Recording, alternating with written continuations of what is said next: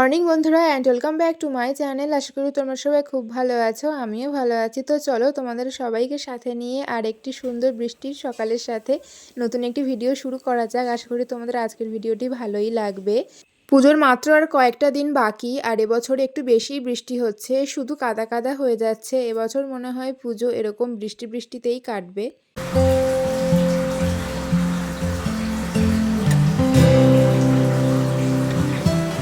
দিনটি ছিল বুধবার, আর এই বুধবার করে রেশন তোলার থাকে আমাদের, মানে সপ্তাহের শেষের দিকে যে বুধবারটা পড়ে ওই বুধবারে।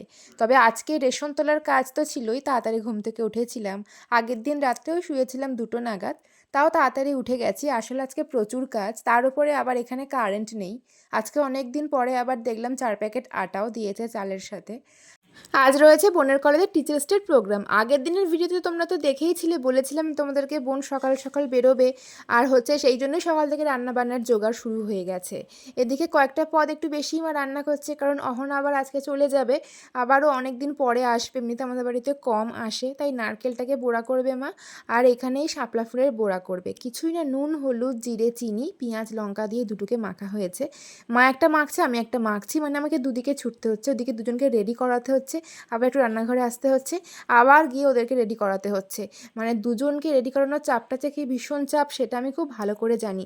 যখন আমরা বোনের নাচের পরীক্ষা পড়তো, নাচের প্রোগ্রাম পড়তো, তখন জানতাম যে মা কীভাবে মানে ওই দিনগুলো ফেস করতো। মানে খুব চাপ হয়ে যেত দুজনকে একসাথে ঠিক টাইমে রেডি করানোটা।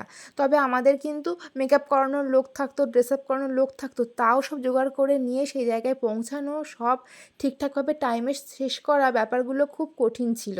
তো এখন বুঝতে পারি কেমন, যখন নিজে হাতে এখন আমি দুজনকে সাজাচ্ছি। তো অহনার একটু একটু রেডি হয়ে গেছিলো, তো ওকে আমি খেতে দিয়ে দিয়েছিলাম। তো ও বলছে এটা খাবো না সেটা খাবো না, এমনিতেই অল্প অল্প খায়, তার ওপরে অনেকগুলো পদ মা দিয়েছে করে, কারণ এমনিতেই তো এখানে থাকে, বাবা মাকে ছেড়ে এখানে তেমন কিছু রান্না নিজে হাতে করে না। ওই জন্য আর কি ওকে মা মনের মতন করে রান্নাবান্না করে দিল। তো এখন খাচ্ছে। এদিকে বোনকে আমি চোখটা এঁকে দিচ্ছিলাম, তাও আবার মোবাইলের আলোতে।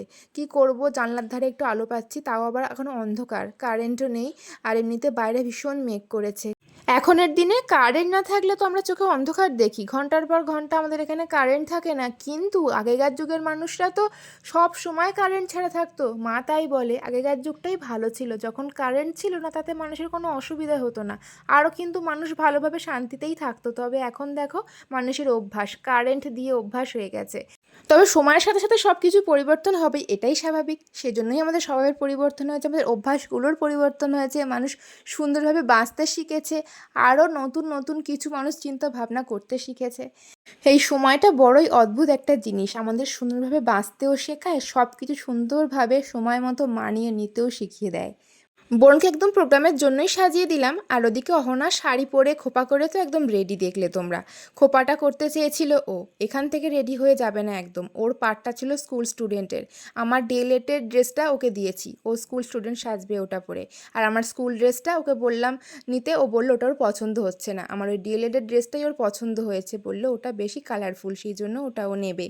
তো আমি সেই জন্য আমার ড্রেসটা নিয়ে ওকে গুছিয়ে দিলাম ব্যাগে। ও বলল কলেজের প্রোগ্রাম যখন মানে ওর পার্টটা আসবে তখনও পরে নেবে আর কি, এই ড্রেস শাড়ি টাড়ি সব খুলে।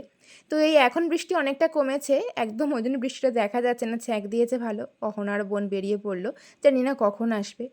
বোনের কথা শুনে মনে হলো যে ওর আস্তে আস্তে প্রায় সন্ধে হয়ে যাবে। ঘরের অবস্থা যা ছিল আর দেখায়নি তোমাদেরকে, মানে জঙ্গল যেটাকে বলে, সব পরিষ্কার করে এখন চেঞ্জ করছি বিছনার চাদরটা। ভীষণ পরিমাণে নোংরা ছিল বিছনার চাদরটা, আর এখনও কারেন্ট আসেনি, ভাবতে পারছো এই অবস্থায় ভিডিও করতে হচ্ছে। যেটুকু আলো বাইরে থেকে আসছে মেঘলা ওয়েদারের, সেটুকুতেই কাজ চালাতে হচ্ছে, কিছু করার নেই।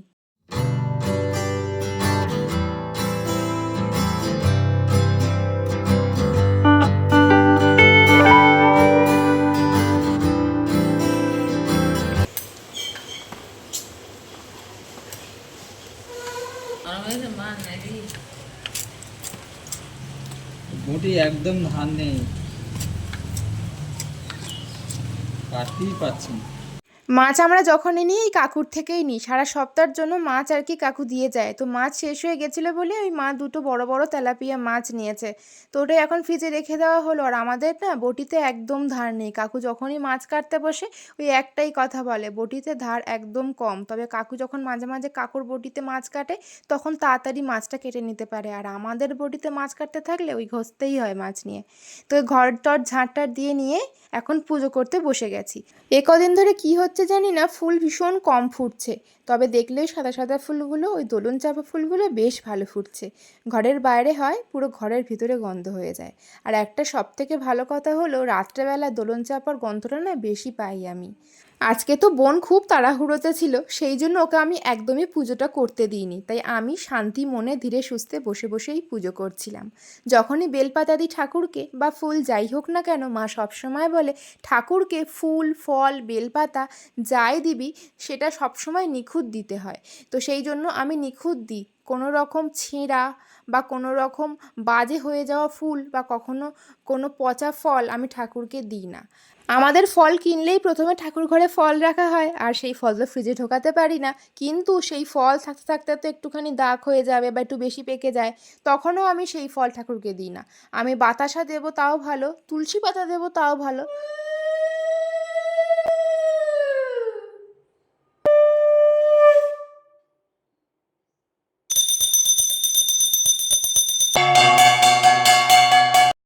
শাঁখটা যদি জলে চুবিয়ে রাখা যায় না, তাহলে শাঁখ খুব ভালো বাজে। তবে সেই শাঁখটা ডুবিয়ে রাখার মতন সেরকম কোনো বাটি নেই আমাদের, আর রাখি না। রাখলে কি হয় জানো, সেই বাটিতে আর কি ব্যাঙ ঢুকে বসে থাকে, এরকম কতবার হয়েছে। সেই জন্য আর রাখি না, ভালো করে শাঁখটা জল দিয়ে ধুয়ে রেখে দিই, যাতে পরে আবার সন্ধ্যেবেলা ভালোভাবে বাজে।